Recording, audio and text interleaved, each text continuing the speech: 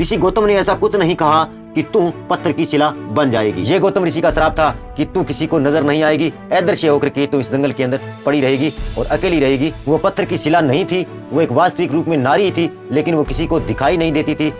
Hello दोस्तों, मैं हूँ आपका दोस्त रेवंत राम और आप देख रहे हो बागड़ी जान यूट्यूब चैनल।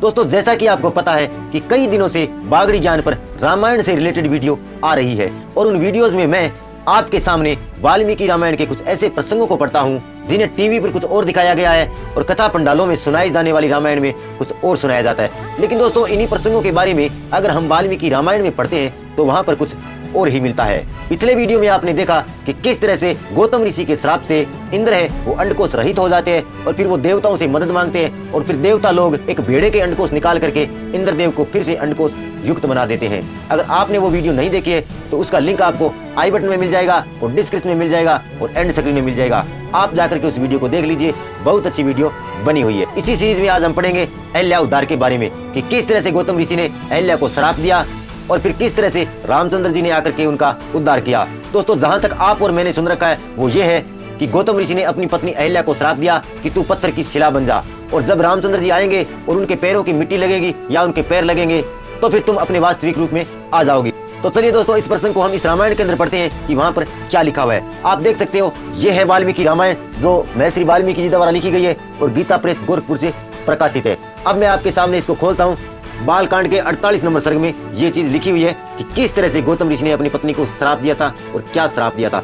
तो चलिए दोस्तों, मैं शुरू करता हूँ और सदा की तरह ही आपके लिए मैं इस वीडियो के अंदर स्क्रीनशॉट शामिल कर दूंगा, आप भी उसको पढ़ लेना। तो बालकांड के 48वें सर्ग में 29 नंबर श्लोक से लेकर के 33 नंबर श्लोक तक ये चीज लिखी हुई है। तो किस प्रकार से, सुनिए। इंद्र को इस प्रकार साप देकर गौतम ने अपनी पत्नी को भी साप दिया, यानी इंद्र देवता को यहाँ पे साप दे दिया गया है। क्यों दिया और कैसे दिया, ये चीज आप उस वीडियो में देख सकते हो कि क्यों इंद्र को साप दिया गया था। इंद्र को इस प्रकार साप देकर गौतम ने अपनी पत्नी को भी साप दिया, दुराचारणी, तू भी यहाँ कई हजार वर्षों तक केवल हवा पीकर या उपवास करके कष्ट उठाती हुई राख में पड़ी रहेगी, समस्त प्राणियों से अदृश्य रहकर इस आश्रम में निवास करेगी। तो यहाँ पे ये सांप दिया है गौतम ने, क्या दिया है कि तू राख में पड़ी रहेगी और लोगों से अदृश्य रहेगी और सिर्फ हवा पीकर ही जिंदा रहेगी, इस आश्रम में तू अकेली पड़ी रहेगी। गौतम ने ये सांप दिया है। ऋषि गौतम ने ऐसा कुछ नहीं कहा कि तू पत्थर की शिला बन जाएगी। जब दुर्धर्ष दशरथ कुमार राम इस घोर वन में पदार्पण करेंगे उस समय तू पवित्र होगी। उनका आतिथ्य सत्कार करने से तेरे लोभ मोह आदि दोष दूर हो जाएंगे और तू प्रसन्नता पूर्वक मेरे पास पहुंचकर पूर्व शरीर धारण कर लेगी। ये सांप दिया गौतम ने कि जब रामचंद्र जी यहाँ पे आएंगे और जब उनके तू दर्शन करेगी तब तुम पवित्र होगी। यहाँ पे ऐसा कुछ नहीं लिखा गया है कि तू पत्थर से दोबारा वास्तविक रूप में आएगी या औरत बन जाएगी या नारी बन जाएगी, ऐसा कुछ नहीं लिखा गया है। यहाँ पे लिखा है कि तू पवित्र हो जाएगी। आगे देखिए और क्या लिखा हुआ है। अपनी दुराचारणी पत्नी से ऐसा कहकर महातेजस्वी महातपस्वी गौतम इस आश्रम को छोड़कर चले गए और सिद्धों तथा चारणों से सेवित हिमालय के रमणीय शिखर पर रहकर तपस्या करने लगे।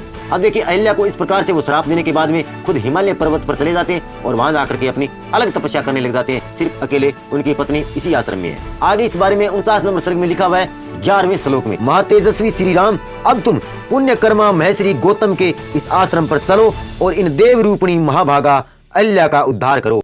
यहाँ पे विश्वामित्र जी ने कहा है श्री रामचंद्र जी से कि चलिए अब आप उस आश्रम में और जाकर के वहां अहिल्या का उद्धार कीजिए। विश्वामित्र का यह वचन सुनकर लक्ष्मण सहित श्री राम ने उन महर्षि को आगे करके उस आश्रम में प्रवेश किया। अब वो तीनों लोग हैं, रामचंद्र जी, लक्ष्मण जी और विश्वामित्र जी, तीनों उस आश्रम में प्रवेश करते हैं। आगे क्या होता है देखिए। वहां जाकर उन्होंने देखा मां सौभाग्यशालिनी अहिल्या अपनी तपस्या से देदीप्यमान हो रही है।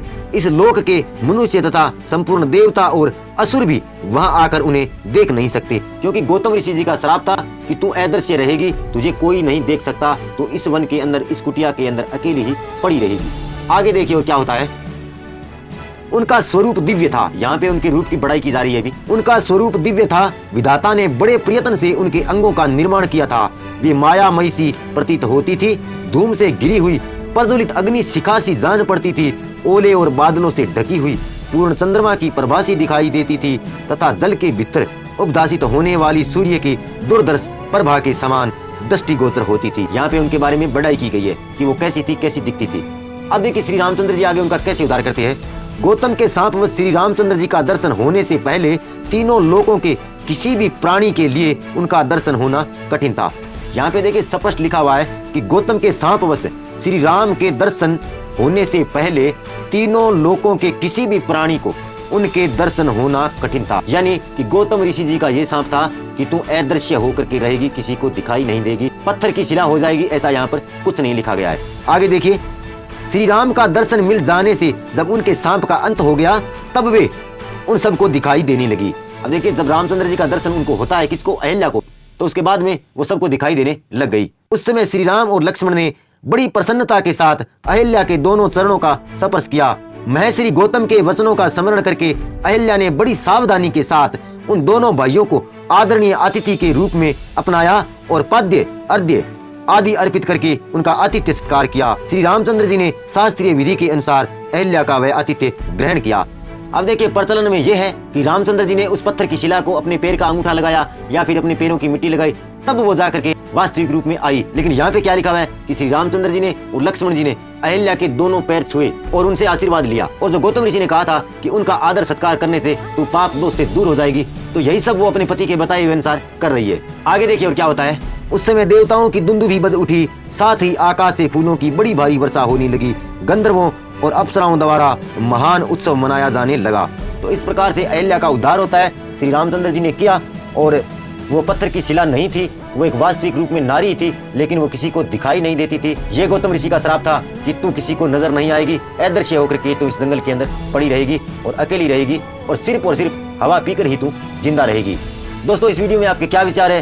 क्या रामायण में दिखाया गया है वो सही है या फिर रामायण में लिखा गया है वो सही है? आप अपनी प्रतिक्रिया कमेंट में अवश्य लिखें। अगर वागड़ी ज्ञान की वीडियो आपको पसंद आती है तो वीडियो को लाइक करें, शेयर करें और लगे हाथ चैनल को सब्सक्राइब भी कर लें। मैं मिलूंगा आपसे अगली वीडियो में, तब तक के लिए नमस्कार।